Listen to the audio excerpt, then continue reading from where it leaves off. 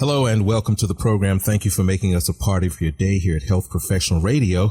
Glad that you're here. I'm your host, Neil Howard. Going to have a brief conversation with Mr. Jade Beutler. He's an accomplished national products industry executive, and he's the CEO of Emerald Health Bioceuticals. He's joining us on the program to talk about what ECS is in the body and how to support it with the right supplements. Welcome to the program, Jade. Thank you for joining us.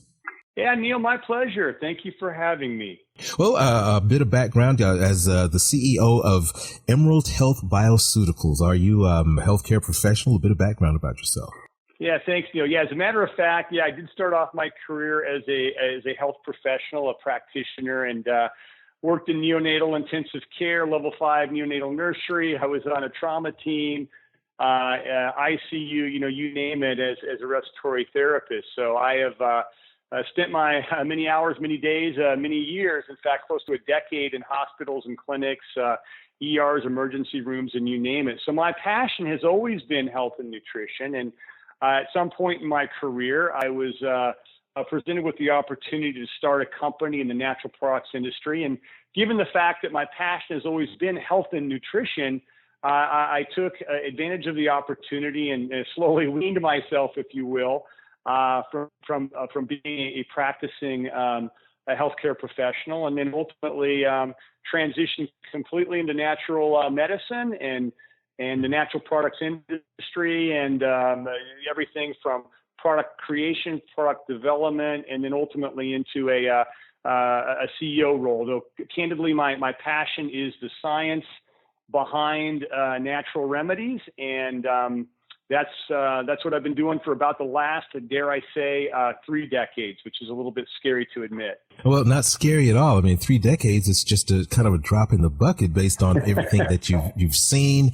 And do you see any parallels in modern medicine and natural medicine? Neil, really astute observation, as a matter of fact. And to your point, and again, when we're talking about, and topical to our conversation today, when we're talking about the endocannabinoid system, right? Now, when we talk about the endocannabinoid system, what does everybody hear? They hear cannabinoid. And of course, if they hear cannabinoid, they think about cannabis, right? And as we know, and as you know, Neil, and as many of the practitioners listening today realize and know, is that marijuana, hemp, CBD, THC, CBG, all of these things are really gaining, national attention, not only national, but international attention, right?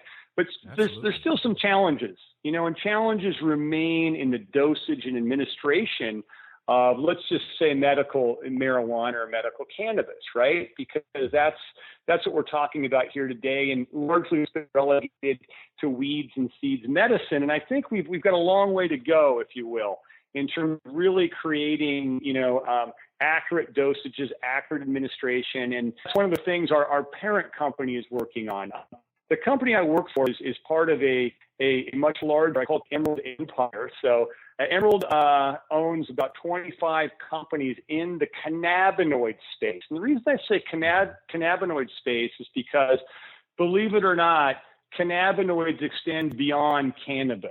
So if we look at what are termed phytocannabinoids, and it's a surprise to many people and somewhat debated even amongst our own internal scientific advisory board, is that cannabinoids can be derived from other plant compounds. Now, arguably, there are compounds that are called cannabimimetics. What does that mean? A mimic.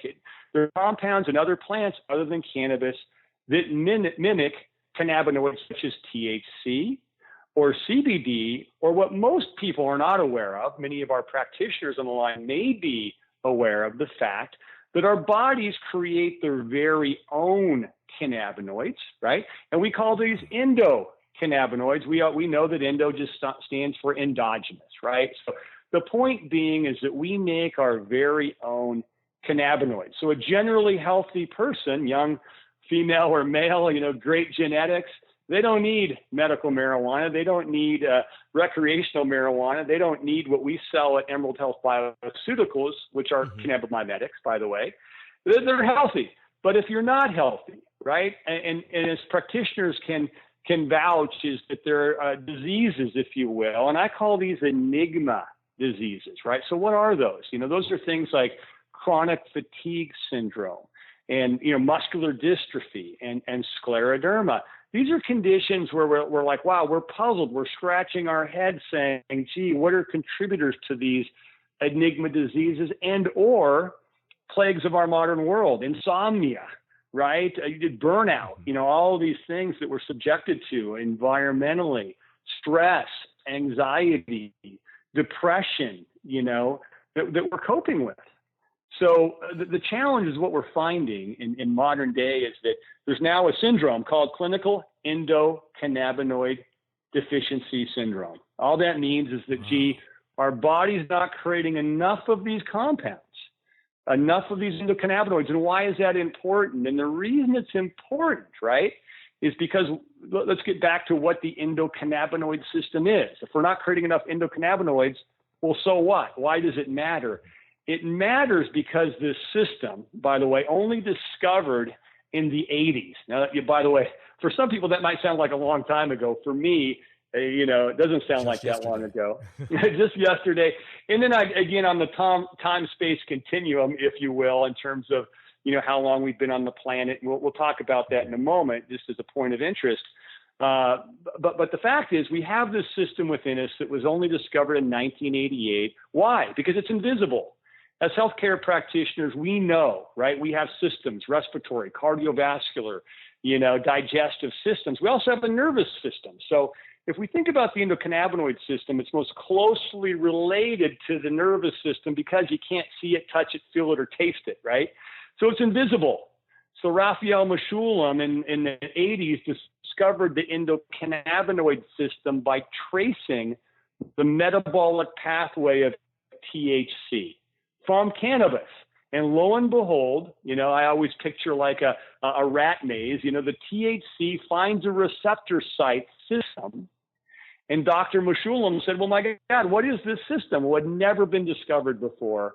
And so therefore, instead of calling it like, Dr. Heimlich called his maneuver the Heimlich maneuver, forever immortalizing himself, right? But for some reason, Mechoulam said the endogenous cannabinoid. Why? Because THC comes from cannabinoid system.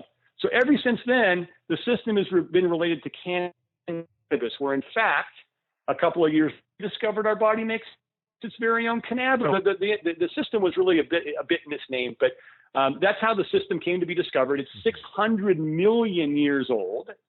So most of us in the audience are saying 600 million years. Well, we've only been around about 50 million years. So the point is, humanoids have been around about 50 million years. By the way, cannabis came on the scene about 100 million years ago. If I'm understanding correctly, the THC finds a receptor within the body.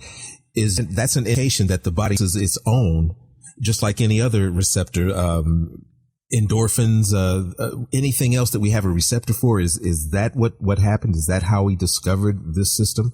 Yeah, because first is, we discovered that these outside influences, again, cannabis is an outside influence, dock to some receptor site in the body, right? So that's all we knew to begin with.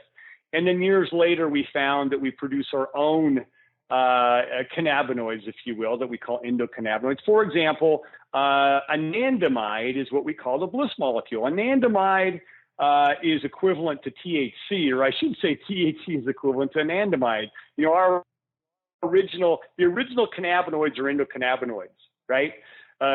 Dating back some 600 million years, they existed in sea anemone and sea sponges. Cannabis was, came along. So the way I like to tell the story is that the system wasn't waiting around for cannabis. One compound, and important, cannabis is but one compound that interacts with this system. There are many other compounds, most notably in nature, that impact the human endocannabinoid system. So point being, Neil, is we like to take what I call a holistic, you can think of that as whole, as in Whole Foods, or holistic as in the traditional meaning of the word. We like to take a holistic approach to the cannabinoid system. Now, mind you, we have a pharma company at Emerald, and we have 2 drugs in ethical trials currently, one for MS and one for... Despite that, that's obviously a medicinal approach. But really, with the endocannabinoid system, you can influence this system with very simple herbals and botanicals. For example, we have compounded 6 herbals and botanicals that are not derived from, very carefully vetted, very, very carefully researched at Vivacell, Spain, the world's leading cannabinoid research center. But these compounds act extraordinarily comprehensively on the endocannabinoid system. And they're things such as beta-carotene, which maybe many of you have heard of. It's present in cannabis as a terpene, but also present in black pepper and clove, for example. We use peony or pianoflorin from peony. We use xanthoxylum pepper. And what we've done is we've compounded these to create the perfect entourage effect. We say that we've purposefully stacked the deck with herbals and botanicals that not only bind with CBD, but also comprehensively impact enzyme systems and these types of things within the endocannabinoid system so that we get a very, very broad on the endocannabinoid system. Well, Jade, where can our listeners go online and get some more information?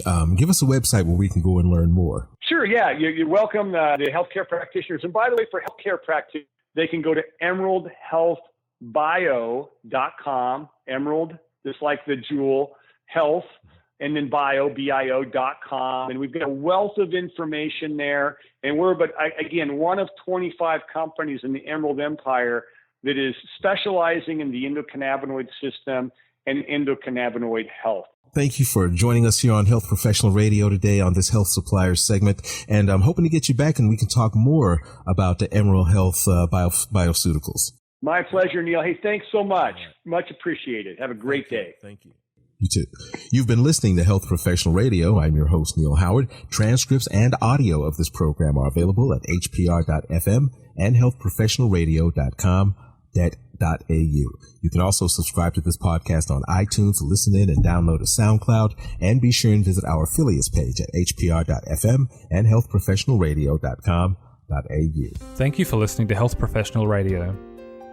We're very proud to be an independent broadcaster providing our content free of charge to you, the listener.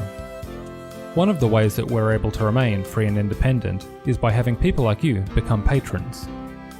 You can support Health Professional Radio simply by visiting hpr.fm and clicking the button that says Become a Patron. Your patronage of even just $1 a month lets us know that you're there, which in turn makes us more valuable to advertisers. And, of course, if you're able to afford more, then we would certainly appreciate the support. My name is Toby Longhurst from Health Professional Radio. Please visit hpr.fm, click the Become a Patron button, and support us if you can.